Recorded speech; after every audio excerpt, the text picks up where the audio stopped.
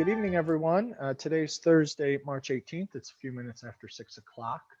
My name is Joseph Hockway, superintendent here in Hendrick-Hudson, and thanks for joining us. The handful, or about a dozen or more folks who are joining us on our Zoom chat, and those who are watching on YouTube. We're here to discuss the potential implementation of the Princeton Plan in the Hendrick-Hudson School District. We've been talking about this for almost 4 years. The Board of Education is contemplating whether or not to move forward with implementing the Princeton Plan, and if a decision is made to implement the Princeton Plan, then it becomes a discussion of when the board believes it's the right time. So this is our fourth meeting, community meeting. We have another one tomorrow morning and another Tuesday evening. We've tried to schedule these meetings in different days and times to try to capture as many people as possible. So I have a couple questions that I will answer because those came in advance, those who submitted them. So I want to honor those folks, and that will kick off our conversation. Besides that, I have a lot to say, but I'll say that in response to questions that you may ask or comments that you'll provide. So folks are watching us on YouTube, so if you want to show your face, that's great.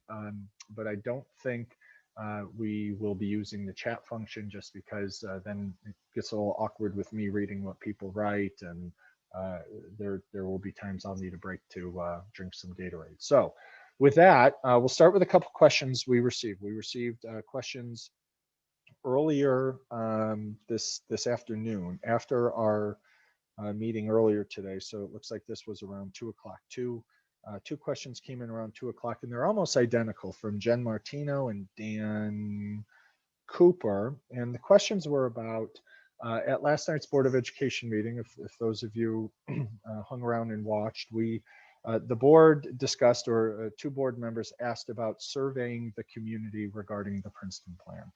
So both questions are around, should we produce a survey to the community for the Princeton Plan? And that conversation came up in terms of how can we expand our reach and try to communicate with folks in terms of the strengths or the weaknesses and opportunities and threats of the Princeton Plan.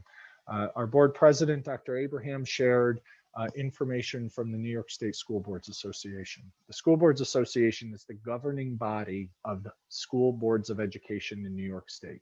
Right? They're the ones who set the policy, the rules, basically the laws that govern school boards and that significantly govern public education in New York State. We asked that question of the School Boards Association about surveying in advance of votes, about having informational votes, which really is what a survey would be. The reason that would be an informational vote or some sort of indicator is that in order to implement the Princeton Plan, the Board of Education would need to change a policy. They would need to change the elementary attendance zone policy. Right now, our policy, as many of you know, students in the elementary schools go to a particular school based on their geography, based on where they live, literally their address. In order to move away from that model to a Princeton Plan, the board would change the policy that would read something along the lines of kindergarten and first graders in the Hendrick-Hudson School District will go to school A. If you're a second or third grader, go to school B.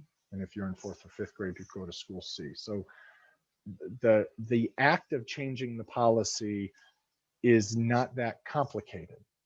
The decision to change the policy certainly is, and that's really what we're talking about. So we asked our School Boards Association, the body that governs us, whether or not we should basically have surveys before a policy change. And for the reasons that Dr. Abraham commented last night, they advise against it, and they advise against it for a number of reasons. She indicated a number of them last night, but basically she read from their guidance, from the School Boards Association guidance. One of the issues is that when you do a survey, you're basically committing to a solution. You're committing to a pathway without perhaps having a dialogue with the community, which is exactly why we're doing this. Also, I brought up last night, I think I brought up in the school board meeting. If not, I brought up in other meetings. We've had a lot of them. And I'll bring up tonight the fact that we have 14,000 registered voters in our school district. 14,000. That's up 3,000 voters from last June. So last June, we had 11,000 registered voters in our school district. And by November, the presidential election, we had 14,000. So if we were to conduct a survey or any sort of informal poll, that's a really wide net that we would need to cast, because a policy change, especially one regarding the Princeton plan that impacts our budget and impacts projected tax increases, that's not just a survey to families of elementary school students, it's a survey to everybody. Because everybody in our community pays taxes, and it would have an impact on them. It may have a bigger impact if you're a parent of an elementary student, of course, but in terms of 14,000 registered voters have the opportunity to vote for or against our school budget, and the precipitating factor that led us to discussing the Princeton plan is in fact financial. As many of you know, Indian Point is closing their doors. They're closing their doors at the end of April. And with their closure goes 30% of our school budget. 3 out of $10 that the district receives in revenue comes from Indian Point. So I don't need to belabor the point to tell you how big of an enormous gap that will be left as Indian Point goes away. Now, we've learned a number of things since that. There are cessation funds from New York State that helps school districts and other communities level off or not have huge tax spikes when businesses, especially energy companies, leave. So that's a positive. We also learned that there may be potential revenue down the road with the ability to tax spent nuclear fuel in our community. But as I said earlier, in a number of forms, we're years and years away from that because of the significance and enormity of even going through some of the red tape to make that happen. So this is really a community-wide discussion for everyone, whether you have children, you don't have children, whether you never had children in the school district like me. I just have the rescue dog that we brought in the day after Thanksgiving. So long-winded answer, but wanted to make sure I provide some detail that school districts are advised against those preliminary votes. And in order, if we were to do a survey of any matter, anything except the Princeton plan, because it's a policy change, we would have a responsibility to make sure that all 14,000 of our residents received a survey, and then that they were able to return it at district expense, and then the survey would be processed. So for those reasons and many, many others, the School Boards Association advises against those sort of preliminary votes or any sort of leading indicator of what a vote may entail. So those were the only 2 questions that came in tonight in advance, and again, wanted to make sure we honored those that typed those in. So Jennifer Martino and Dan Cooper, I hope you're with us somewhere, or you watch the recording of this meeting and feel satisfied. So with that, we can open it up to the floor. If anyone has any questions or comments, you're more than welcome to raise your hand or come off mute or turn your camera on and say hello. The floor is yours, everybody. So is there anyone who has a question or a comment or item for discussion tonight?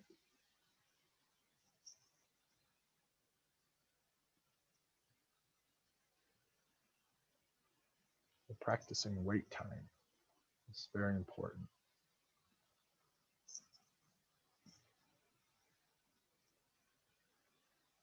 Okay, well, I hate to end the meeting after 15 minutes.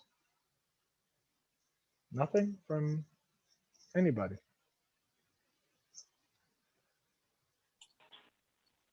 Are we sure? I have a question. Okay, all right, our first one. Welcome, Jen. This is Jennifer Backer. Hi, Jennifer. How are you?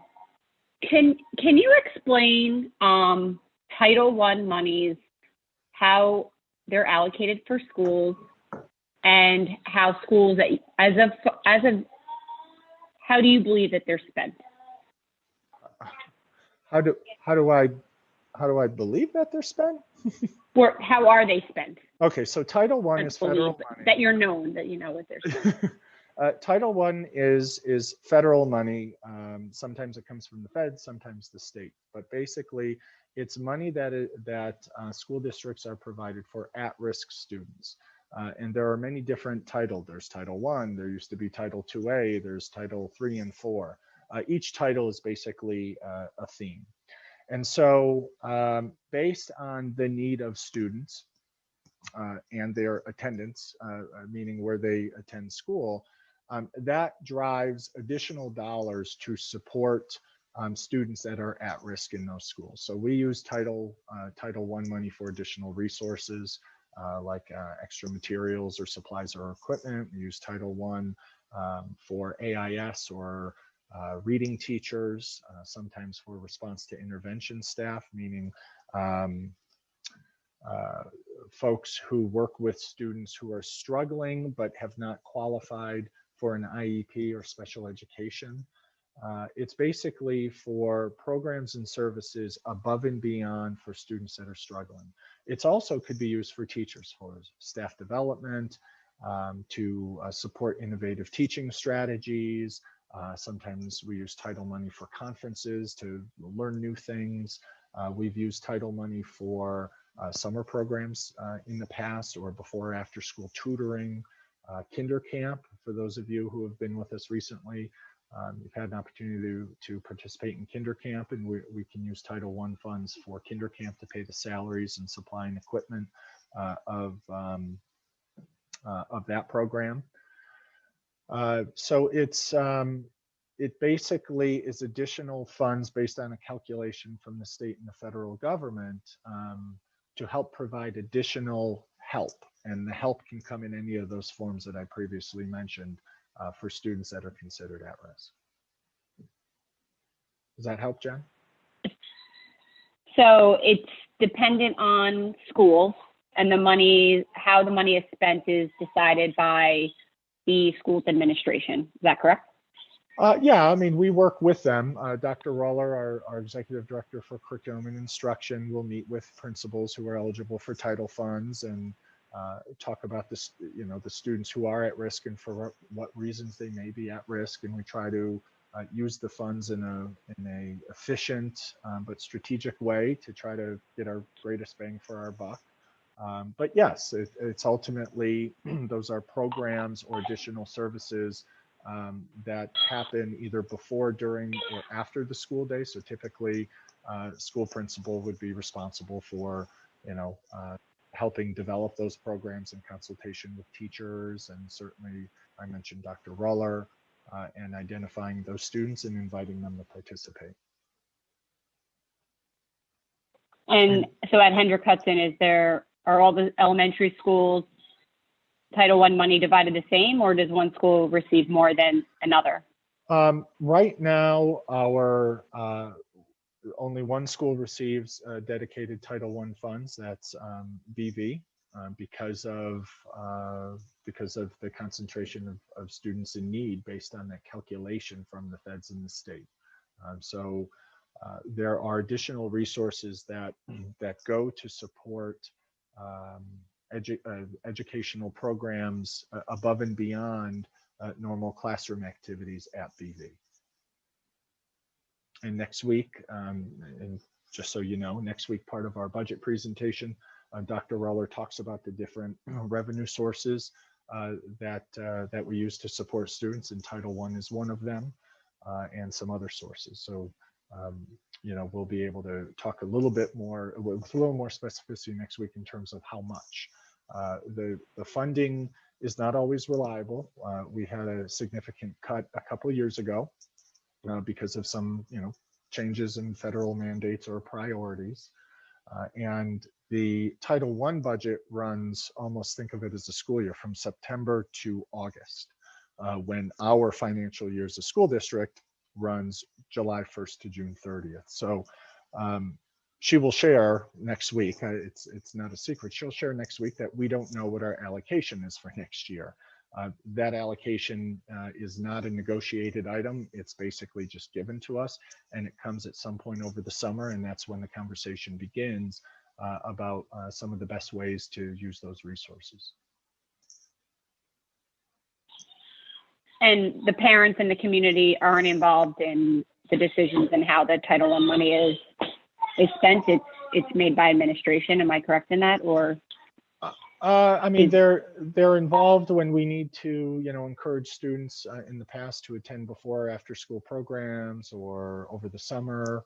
I'm not quite certain in terms of who else may be a part of that direct conversation at BV, but certainly we could have that conversation with Mr. Cohen. Okay. Okay. All right. Rachel's hand is raised. Hello, Rachel. Hey, just to piggyback on Jen's question, I did find online that Blue Mountain, the high school, and BV are whole schools where for Title I, as where Furnace Woods and Frank G are targeted schools, or however they word it. If we move to a Princeton model, will all 3 elementary schools then become whole school Title I schools? And do you think that would change our funding?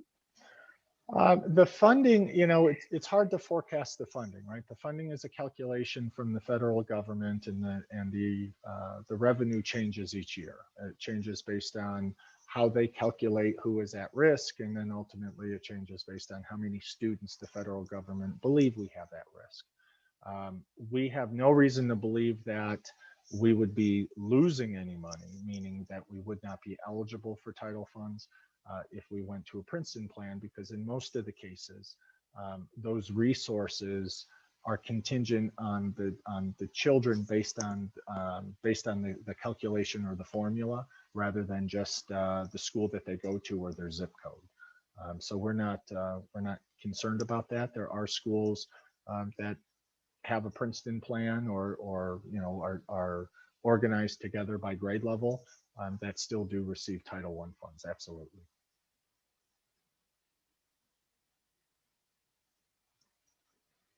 Any other questions we can entertain? Jen, I don't know if you have another one or if that hand is up from before. It's up from before, but actually I do have Okay. another one. Okay. If nobody else has a question. I'll take my hand down now. So last night, was it last night with the Blue Mountain Middle School meeting? I can't even remember anymore. But so you discussed the possibility of reducing a team of teachers at the Blue Mountain Middle School. Does this open up, since we have a reduction in population, does it open up the opportunity of moving 5th grade to middle school? Like, is that still not a discussion, and why? Yeah, let me go back to 5th grade to the middle school. So in 2017, we had an outside group talk. They did an analysis on our space and the number of students we have by grade level, and they came up with various configurations that we could consider that would bring structural significant savings to the district over time. Of those models, there were 2 models we're most familiar with. One is status quo, leave things the way they are. The second model, or another model, is what we're talking about, Princeton plan, 2 grade levels per school. And other models included 5th grade moving to the middle school, closing elementary schools, so on and so forth. And I believe, I don't have the report in front of me, but it's on our website, that the model that called for moving 5th graders to the middle school necessitated closing an elementary school. So basically close an elementary school, redistribute the students, and move 5th grade to the middle school. That opportunity or that suggestion was rejected for a number of reasons. One, closing a school is a very significant decision that you're almost making permanently, because once you close a school, it's very, very difficult to reopen it because you don't receive any state aid or help from the state education department to reopen it. And when you close a school, you really aren't saving all of that much. You still have to have insurance on the school. You have to have running water, heat and electricity, insurance, security, those sort of things. And in our case, given the number of athletic programs we have, we probably would need that school open just for gym space or ancillary spaces that we could use. So that model, that was one and the same: close a school and move fifth grade to the middle school. And then there were issues with fifth graders being in the middle school, and what that created was a concern about cramped space, because now you're really committing. You're committing and hoping that you don't have any sort of enrollment increase, because now you have your kindergarten through fourth graders in only 2 schools. Now you have more kids in the middle school, and you really lose the flexibility to maneuver people in space. So for those reasons and some others, and it was a school board meeting in early January of 2020, that those recommendations were rejected or really not considered because of those competing factors. There are school districts around us that have closed schools and trying to reopen them or trying to sell them or lease them out. But talking with some of our folks in commercial real estate back then, there really isn't a burgeoning demand for businesses to buy or rent space in a recently closed school. So those are the reasons why fifth grade to the middle school really wasn't considered. Now, the comment about reducing a team at the middle school is really about class size. As I've said the last number of meetings, we have some pretty significant demographic shifts. We have lost 10% of our enrollment over the last 10 years, so we have fewer children in our schools. The issue is, where is the distribution of those children, and what's the best way to handle any sort of right sizing of the organization? So any suggestion of reducing a team at the middle school, A, it was not a recommendation, and B, it wasn't really a proposal. It was, here's the class size. Here's what the number of students look like. And we share that data every year in terms of K through 5. And if you watch the board meeting or look at the presentation, our class sizes are all over the place, K through 5. If you're in one school, you'll have 27 kids in the class next year, but if you live in a different zip code, you'll have 19. So we have these huge gaps, and those gaps have made their way to the middle school. So the analysis we showed last night is, if the board were to consider reducing a team, there would be some savings there at the expense of reducing staff. And that is never a real popular thing to do, but the conversation and the reality is still there. The data are the data. We have 10% enrollment decline in the last 10 years. I talked a lot about the projected enrollment of the elementary schools next year. Furnace Woods is slated to have 208 students. They had 330 10 years ago. So there are fewer families with children in the Furnace Woods neighborhood. Frank G has remained pretty consistent, anywhere between 370 and 450. I know that's a wide range, but they have been within that range. And BV has always hovered around 330 to 380. So any discussion or the interest in discussing class size at the middle school is really to show the impact of the enrollment decline at the middle school.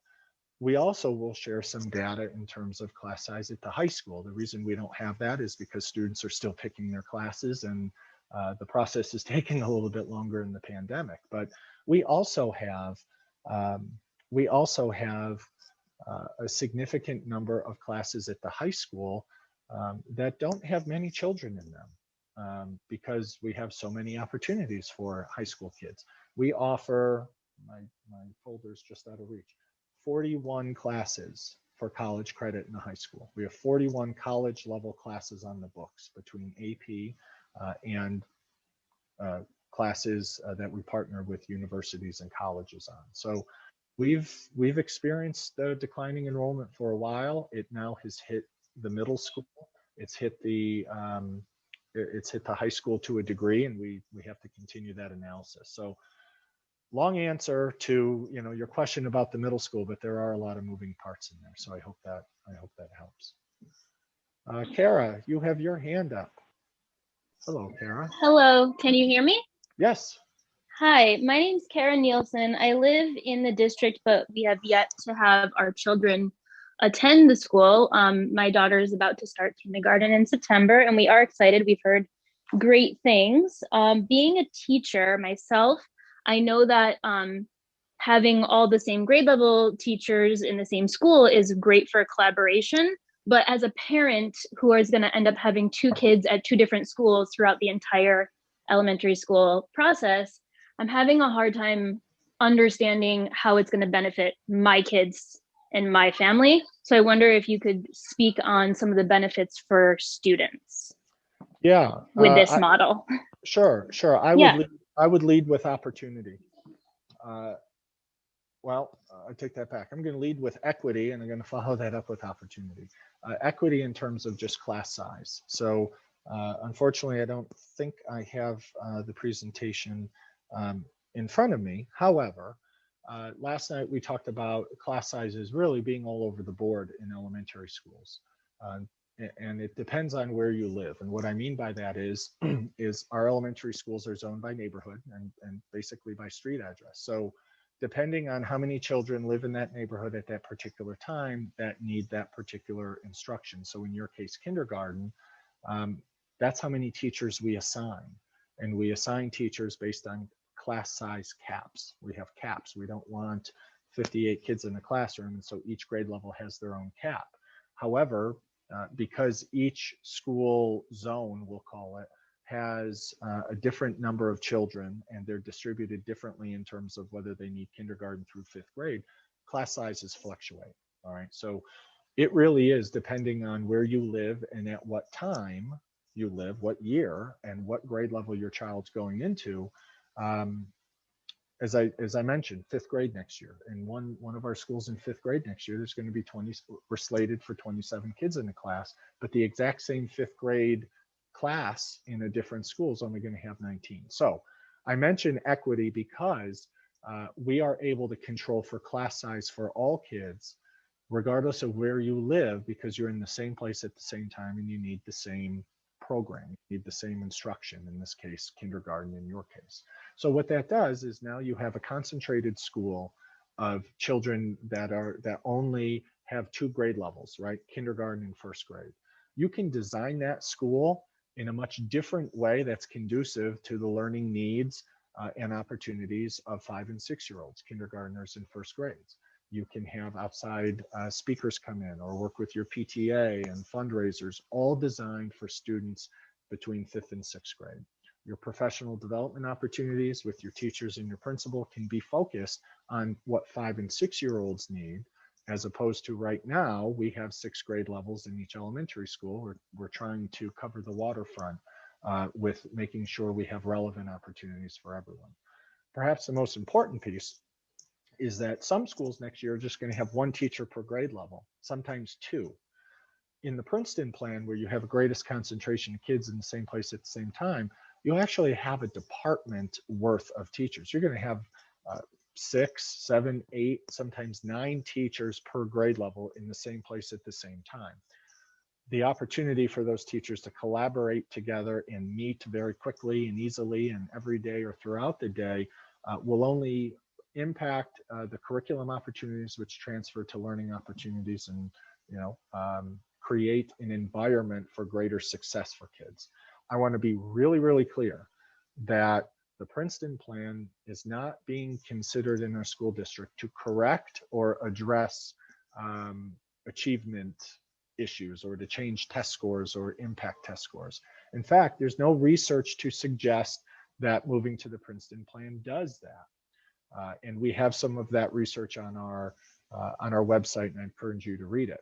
What the research does suggest is that districts pursue the Princeton plan principally for two reasons. One, they're combating enrollment issues, and two, they're combating class size issues, trying to create more equity across those. The other thing that the Princeton plan does is it brings children together from all corners of our district earlier. Right now, it's not until sixth grade that students come together, and in sixth grade, when you're 12 years old, sometimes you're meeting new friends, and there are some challenges to that. The middle school every September and October spends a lot of time, energy, and resources introducing sixth graders to each other, because for the most part, that's the first time that they've come together in the same place at the same time in our school district. So those are some of the opportunities that the Princeton plan would provide. And by creating that baseline, I want to go back to class size and equity. By creating that baseline, we have a similar starting line for everybody, right? Rather than having it be luck of the draw. And I mean that sincerely, because it's luck in terms of whether you have bad luck if you have a lot of kids in your class, or good luck if you have a few. We can't control for that. In the Princeton plan, you can control for that, and we can make sure that we spread students out evenly and equitably among more teachers at the same place at the same time, to all have the same opportunity to start at the starting line together. So I hope that helps. Yeah, thank you for your response. I just had one more question. If that means, so I know I don't necessarily have to be concerned about it for this coming year when I only have one child in the school district, but what happens when I have two, and then how does transportation work? And is it there going to be two different bus times, two different buses I have to put my kids on, two different start times? How's that going to work? Yeah, so the transportation piece is pretty significant, and I know that's a big question among people. We use transportation software. So what we do is we plug every child in, and we identify them basically with a PIN and an address, and we tell the computer where they need to go. And then the transportation software will create the bus routes, and will create the first draft of pickup and drop-off times. And then our staff will take that report, and that gets us about 95% of the way. And then our staff will go in and they will fine tune it, because there are certain roads that big buses can't drive down, or the cul-de-sac's not big enough to turn around. Many of our bus runs are really not buses, they're vans, because of the maneuvering that they have to achieve in order to pick up some kids. So we don't have enough information right now to forecast what bus runs or bus stops would look like next year, because we have to move the current fifth graders out of our system, right? About 150 fifth graders out of the transportation system, because they'll move on to a sixth grade middle school bus system. And we're still registering our kindergarten students. And we have maybe only about a third of our kindergarten students definitely registered. And that can really swing what bus runs look like and pick up and drop off time. Even in a normal year, right? Even in the most normal of normal years, our transportation system isn't ready to provide bus routes to families until late August or early September, because we are constantly updating it as families move or as families enter the district. So it's always delayed or late, but it's on purpose, because we want to have as much information as possible before we hit the magic button. What we will do, and I said this earlier, is we're going to identify how many families we have would have in this system multiple children across different schools. And we certainly will work with those families to try to find a system or a timing sequence that will work. Right now, just so you know, we have two elementary school, I'd say it the other way. We have one elementary school that starts around 8:30 and two others that start around 9 o'clock. So they're already staggered. In the Princeton plan, we may need to continue to stagger the elementary start times because of issues exactly like you raise. The fact that families who want to transport their own children, need to get to different schools and at different times. And so we want to be able to very likely stagger the start and end time so we can accommodate those families. The other piece, in case you're interested or anyone else, is dealing with before and after school childcare. We work with Mother Connection very closely, and we have preliminarily discussed an opportunity that regardless of where you live, well, I shouldn't say that, regardless of where your children go to school, your kids can go to one school's before school childcare, and then we will work with Mother Connection to transport those students if they have to go from school A to school B or so on and so forth. So for the families that have to catch a train early and they drop their kids off before school, we hope to create a mechanism where parents can have one central drop off for before school care. And then we will work with, in this case, Mother Connection to make sure kids get to the school they need to get to. Hope that helps. Hope that answers your question. Yeah, thank you. So what, sorry, follow up with that, just one more concern about the busing. If I live very close to one of the elementary schools and another one is picked for kindergarten and it's like the furthest one away from me, what should I expect for, like, how long is my 5-year-old going to be on a bus? Yeah, great question. So we are already transporting students in situations that you described, basically from one end of the district to another. So if you live in the far corner in the Furnace Woods zone, so let's say you live over by Hemlock Hill Farm, by Croton Avenue and Maple Avenue, and you're a child that goes to the high school, that bus ride ranges anywhere between 30 and 40 minutes. All right. If you live in that Furnace Woods area and you're going to BV over that way, or to Frank G, which is in the backyard of the high school, that's about how long you could expect a bus ride. Now, it may be shorter, maybe a few minutes longer. It all depends on the actual children and their actual address, because we have to route the bus. If you live over in BV, let's say in the extreme southeast corner by Croton, where our district meets Croton by the river, and you're coming to the middle school, which is in the backyard of Furnace Woods, that bus ride also averages between 30, not averages, be careful. The shortest bus ride is 30 minutes and the longest is 40. Same thing going the other way. I don't want to say averages. The shortest is 30, the longest is 40. So that's a pretty good rule of thumb. But of course, bus routes and bus times change every year because we have new students. As I mentioned, 1/3 of our children are new to the bus system at the elementary level, right? Or 1/3 turnover. 5th graders leave to go to middle school and kindergartners come on. So there's always change and there's always some movement in terms of the bus run. But those two numbers, 30 minutes is the shortest and 40 minutes is the longest, is what we currently have. And that's a pretty good estimate based on the information we have right now. I hear dinging, and usually when I hear dinging, hands go up. So I hear dinging and I don't see hands. So are there any other questions or comments? You can raise your hand. If you raised your hand, I didn't call on you, just come off of mute and let us know if you have a question or comment or suggestion. But great question so far. Thank you. I'll check our real-time Google Doc to see if anyone else submitted questions. They did not. All right. Anything else from anybody? It is 6:44, so we've been at it about 40 minutes. Okay. This is usually where I become an auctioneer and let people know we're really getting toward the end. Oh, okay.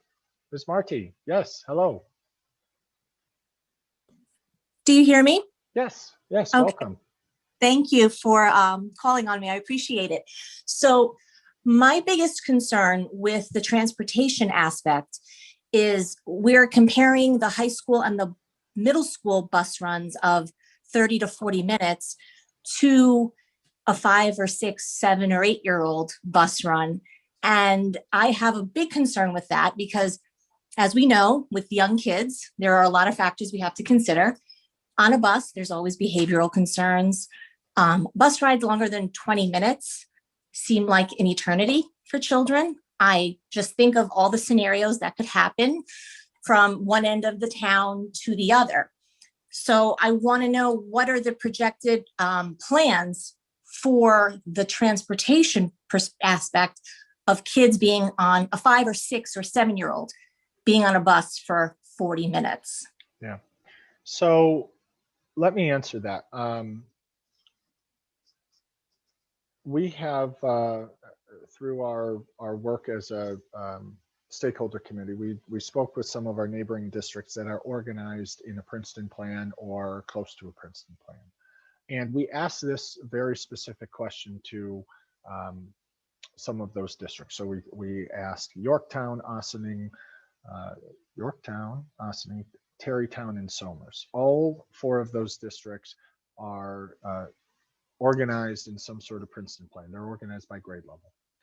And what we found in terms of their bus times, particularly for elementary students, their longest bus rides are in 40 minutes, 42 minutes, 50, and 55. So I share that because it's not uncommon for districts in our region to have long bus rides. I think we're pretty lucky that our bus rides have been shorter. So certainly we need to take some of those things under consideration in terms of how many students are on the bus, how old those children are that are on the bus, and whether or not we may need some monitors or aids. Some of our buses and vans do, based on various needs that pop up, or whether students need support or supervision because of special needs, or sometimes we have monitors on the bus just to help establish some routine. So that certainly is not lost upon us.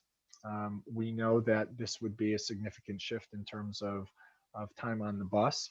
However, I've also been part of meetings at various PTAs where some staff or families have commented that they're aware, or their own children, for example, that may not live in our district, that they have bus rides in the 30-40 minute range, and that they find that a good use of time to read a quiet book, or to make friends, to chill out, to unwind, to get ready for the day. So I think it's about perspective and how we can prepare our kids to spend more time than they typically have on the bus. But what we want to absolutely make sure we do is that we don't overload a bus of very, very young children and have them spend an inordinate amount of time. That's the reason why we asked other districts what their longest bus ride times and what their averages were, so we could spend some time with them, just like our stakeholder committee spent time with staff and parents in other districts learning more about their plan. This would be one of them as well. What are strategies that they have in terms of trying to keep down number of kids on the bus and bus ride times, to make it efficient and to make it safe for kids? So that would certainly be an ongoing conversation, and your question or your concern is a valid one, and it's one we've heard before, and certainly a priority is as we discuss the potential implementation and what some of the drawbacks might be in terms of bus ride times. Thank you. Sure. So I was just looking into the comparison to some of the other school districts that we're looking at, like Terrytown and Somers. And it's my understanding that not all of these Princeton Plan districts currently have schools as spaced out as ours are. So is Yorktown the only one that is similar? Because I understand Somers has a campus. You know, a lot of these other districts have a campus where the children are all commuting there. They're not, you know, spaced out as our 3 elementary schools are spaced. Yeah, I'm not that super familiar, and I don't want to speak with authority because I don't know, and we're on live TV. I do believe that Somers has a campus, but don't commit me to that. So they may be, you know, our schools may be spaced out, right? Our schools are in different pockets of our community. But whether or not we were on one campus or not, that doesn't change our boundaries. We still have families that live in different corners of the district, and that they would be going to either various schools or they'd be going to a central place. So if by chance Somers is a concentrated, they have a concentrated campus for all of their schools, they still have bus rides. What was reported as longest bus ride is 42 minutes. So I guess what I'm saying is the physical location of the school doesn't matter as much. It really matters where students live and the route that they take to get to their school. Ossining has a number of students that walk, and they have a longest bus ride of 50 minutes. Yorktown has, they do not have a couple of their schools are on the campus off of 202, but I think they have an elementary school somewhere else. Their longest bus ride's 55. So I'm not sure that matters where the schools are. It really matters the distance and the routing and number of students we have to pick up. And for each bus stop, that takes a little bit more time. So it really comes down to the software, and that's why it's a very dynamic program. It changes every year because we have different students we pick up in different routes that will take to different schools. I hope that kind of answered with the information that I have. Yes, no, it does help. I think the hesitancy that I feel and a lot of other families may feel is the reality that this may be occurring in 6 months, and the change on top of all of the other changes that have happened this year. I have my reservations with transportation in general. We've had a pretty significant concern, last year with busing. And so I just think of all of these changes all at once. It's new for the kids that are currently in school. Can't really speak to the kids coming in because this is a whole new world and they wouldn't know any better, as far as a comparison. Yeah. But it just seems like there's so many factors that we still don't even know. Like you said, we don't know all the children that are going to be here. You have to run all of the software. Just to implement it in 6 months, to me, seems like it's a huge transition. And for the kids that are currently here, the current 5-year-olds, 6-year-olds, 7-year-olds, might be a lot, to tack on to this already pretty tumultuous year. Yeah, we've heard that. Look, that is a very consistent theme. And that is, as I said, a prevailing consistent theme. I'd be remiss, though, if I didn't share, we have also heard the opposite, that this year has been anything but normal. And students have demonstrated more resilience than perhaps we were ready to exhibit from them or witness from them. And there is a belief out there to say, well, if we're going to do it, do it for next year, because having kids move from the model we have now, going back to a homeschool next year, to then just change a year later in 22, that may have an impact too. I'm not suggesting one way is more right than the other, but there are families that believe, well, if you're going to do it, our kids will be fine. Again, I'm not putting my thumb on that scale, but certainly your comment and theme has been a consistent one that we've heard. We've heard from families saying, look, I don't like the Princeton plan regardless, and don't talk to me about it. And we've heard from families who said, look, it has merit, it's valuable, it should be pursued, but my goodness, please don't do it in the next 6 months. So your comment is in line with those that we've previously heard. So thanks for sharing it. Appreciate it. Thank you. My last comment is sort of just piggybacking off of what you just said. I certainly do understand the resiliency of children, and I think this year has proven that they are resilient. But the biggest factor, I think, in helping them with that resiliency is the fact that this has been what they know. They know their current schools. They know where they were going this year. They knew their familiar faces. So that in itself is what helped the children with this tumultuous year.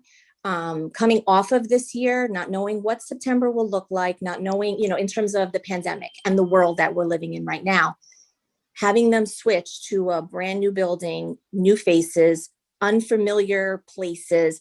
I hear from my children daily, I'm afraid to ask, I don't know this person's name. These are new people. So I just think of that in the bigger scheme of things. Yes, children are resilient. The data definitely shows that. But during a pandemic and during times like this, they need structure, routine, and things that they're used to. So that's, my main concern with the timing of it for this upcoming September. I think, like you said, there is merit to this plan. There are some, wonderful opportunities that can come of it. Just not sure the timing of it is what can be most appreciated by, most of our families, or some families. I shouldn't say most, but some families in this district. Yep. No, I'm with you. We've heard that, and I'll use that as a way to segue to say that the reason we're having the conversation is because our financial situation, because of Indian Point's closure, is not changing because of the pandemic. So, this dialogue we're having with the community and contemplating the change, we're having it because it's an important discussion to have, and it's help addressing structural financial issues in the district that need to be discussed. And as we've discussed, there are some other positives of the plan as well. So your comment about, is it the right timing? Everything's about timing. So that certainly has been a discussion we have heard consistently over the last number of weeks as we've ramped up these discussions, and will be taken into consideration 100%. So thank you for that. All right, any other questions or comments or thoughts? Oh, Amelia, I believe you have your hand up. Yeah, I just wanted to make a comment in terms of the transportation. I know you and I had conversations a few years ago about the zoning. I just wanted to let everyone be aware that the district there are students that are being bused from one side of the district to another. For example, we live closer to Furnace Woods, but the way that the zoning was done many years ago, my child was, or is still not bused now, we drive him, but is bused to BV. And that was the concern that I brought to Hawkrider 2 years ago, because my child, when he was entering kindergarten, was still only 4, and I was worried about the transportation. But I have to say, we luckily, and again, every situation is different, we didn't have any issues with the busing. And in fact, my child, when given the opportunity to choose between taking the bus or being driven, chose to be bused. So I just wanted to make sure that the district was also aware that is currently already happening for some families. Yeah, thank you, Amelia, and thank you for your compliment, and I'll pass that along. And I do remember our discussions. Amelia brings up a really good point. A number of years ago, and I won't hazard a guess because I'll get it wrong, but many moons ago, to address some of the issues we're talking about, enrollment, class size, the district, it's called redistricting. We kept the 3 elementary schools, but we moved certain neighborhoods to go from one school to another to help balance the enrollment in those schools. And what that precipitated was, we had families, we still do, as Amelia mentioned, we have families that actually may live closer to 2 elementary schools and are transported to one further away because of a decision a decade plus ago to try to balance enrollment across the 3 elementary schools. The reality is we do have students that are bused, from one area to the next. Amelia's example is one. We have students who live in school A zone, and if you can fill it in, doesn't matter which one, that are transported to school C because of academic programs or special programs we offer in those schools. So while this is new and somewhat concerning to some, we do have students that are bused from one end to the other, and that's something that we already do. We're doing it now as well in the pandemic for elementary students, for families that chose the in-person model, because we were constricted in terms of the number of students that could be in each classroom because of social distancing. We have a cap on how many children can be in each classroom, and the cap is contingent on the square footage of each room. for families who moved in during the year who wanted to be part of in-person instruction, and they lived in school A zone, we were tapped out. We were sold out. But we offered that family an opportunity to go to a different school for in-person instruction if we had the space. So we have some remnants and some evidence of a Princeton plan model already because of space considerations and the like. Also, we have just under 200 students, 200 elementary students who are receiving their elementary instruction remote, full-time, all-day remote. Every single one of those 11 classrooms, we have 11 classrooms dedicated to remote instruction. Every single one of those 11 classrooms have students from all 3 elementary schools. And we were part of a meeting earlier today with a couple of the remote teachers, and they were talking about their experience of kids meeting each other from different neighborhoods that they otherwise wouldn't have known each other until 6th grade. And one story was really cute, where 2 children actually who are from 2 different elementary zones, right? It doesn't matter which one, but they only live a block away from each other, and they go to completely different schools. So just some cute vignettes. So as we talk about and the enormity and the stress of what a potential, what the change could look like and how we would experience it in terms of potentially exploring the Princeton plan and making that happen successfully, we have already implemented pieces of the Princeton plan for a long time. So it's not new to us, and to some families it's not new to them. We do have families with have multiple elementary school children that go to 2 elementary schools because one child may need a special program in one school while another child goes to a different elementary school. And we hope that we would be able to tap those parents and talk to them about what worked and what didn't if we decide to pursue this, because those families had to manage having 2 kids in 2 different elementary schools at the same time. And that was they did some magic, and we need to speak to them to see how they were able to achieve that. So thank you. Great questions, great suggestions. Any other comments or questions? We've hit 1 hour. That's great. I didn't think we'd make it, so I'm glad this conversation opened up. Anyone have a question or comment? I have a question.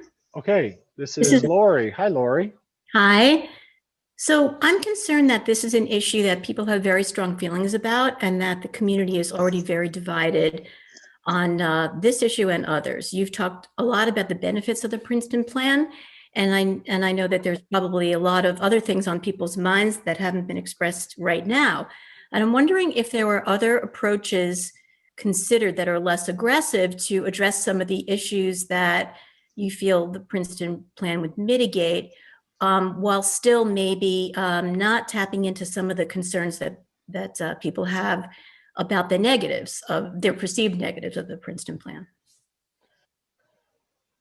Oh, well, a couple things. The precipitating factor that led to the study about considering or reconsidering space was financial.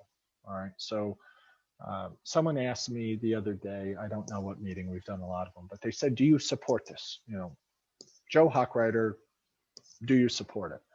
And today I do. 5 years ago, I am not sure I would have, because I don't think it would have been on our radar, because we were in a different place. All right, we didn't have significant enrollment gaps that led to very extreme class sizes. And at that time, 5 years ago, we had just renegotiated the Indian Point pilot, and there was no reason to believe that they were going to pack up and leave.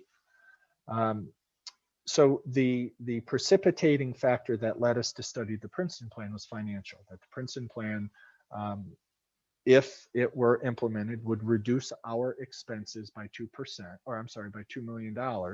And reducing expenses has a direct impact on your taxes and mine. And I mention that because I'm also a taxpayer. So it's a more efficient model, and it creates years of tax avoidance, meaning there is a significant, there will be a significant difference over time in what we all pay in taxes if we have the Princeton plan compared to if we don't. So I'm not sure we would be able to address that financial issue with as much specificity as the Princeton plan. In terms of, I'll use equity. I mentioned equity in terms of class sizes and having the same, everyone starting at the same place, the starting line. It would be almost impossible, and it would be really, it would create a very significant inconsistent educational experience for children if we attempted to balance every school's grade level enrollment. For example, someone asked a question before at a previous meeting, well, why don't you just rezone, right? I think Amelia mentioned that they rezoned and their children go to a school further away because we tried to achieve balance. That's absolutely right.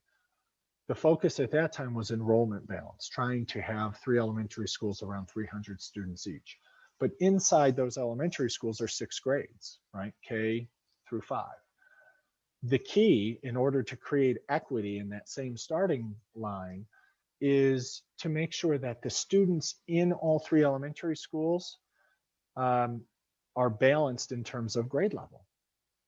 Otherwise, we're still going to have the issue we have that depending on your zip code, you may have 11 or 27 in your classroom. And in the exact same classroom, exact same 5th grade or 3rd grade classroom, and you live a mile away or a block away, your child's experience is going to be much different because of class size within the grade level. So those are tricks that school districts have routinely employed to try to find balance.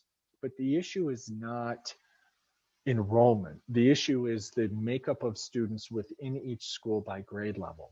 And if we were to try to achieve that balance in every school and every grade level, we would be moving students every year.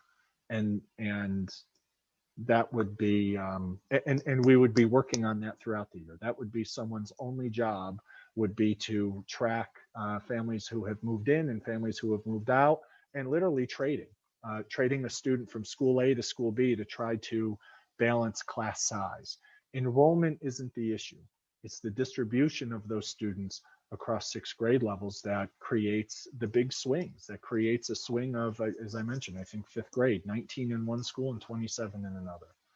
So I hope that answers your question or gives you a little bit of insight into the challenge and into trying to solve this problem a little bit differently. Any other thoughts or questions, comments? Hey, Joe, can I just throw a comment in? Oh, sure. Hi, Luke. Hello, Joe. This is an easy one. I just wanted to commend you guys for getting these Q&As turned around onto YouTube as rapidly as possible. It is, I know for me and other parents I've talked to, sometimes impossible to be sitting at a computer at 7 p.m. on a school night. But I have a long commute in the morning and another one in the evening. And so I have been able to listen to these things like podcasts and stay totally up to date, even though I'm infrequently actually on the talks. So thumbs up on turning them around, and I will continue to look for them on YouTube, which is a lot easier than actually making it at any specific time. Great. Thank you. Thank you. And thank you to Greg Cavallari. He's our producer. He has many titles and wears many hats, but he's great. He's able to help us out in short order. So thank you. Okay, Shannon. Shannon on her iPhone has her hand raised. Hi, Shannon. Sorry, I couldn't find the unmute. So I have a quick question about BV that hopefully if we go Princeton will be addressed, but I was told, I wasn't able to make the meeting. I was told that it's not a failing school, it's a targeted school. So if you could clarify that for me, exactly what that means, that it's a New York State targeted school. So the superintendent's going to say something very unpopular. New York State and the federal government continues to use test scores from elementary students as a measure of proficiency. Many of you who have older children may remember back in about 2013 or 14, State Education Department wanted to tie student performance to teacher evaluation, and then to tied it to school performance, basically rating schools against each other based on how well a 10-year-old takes a math test over 3 days. So what happened was parents got together and they said, we're not going to allow for this. We're not going to have our students take the state test. We're going to either keep them home, or we're going to send them to school, but with a written letter, we're going to tell them our kids are not participating. And that movement really started quite a conversation at the federal and state government, because parents said, we are not going to permit our students to these assessments anymore. Hours, if not days. If you're a child that had an IEP, you could be taking the same test for days and days and days. Students developed anxiety. They didn't want to go to school. They didn't want to take the test. They got frustrated. They're in these, classrooms or rooms that feel like the most horrible place. All right. And the stakes were so high. And so there was pressure and tension and so on and so forth.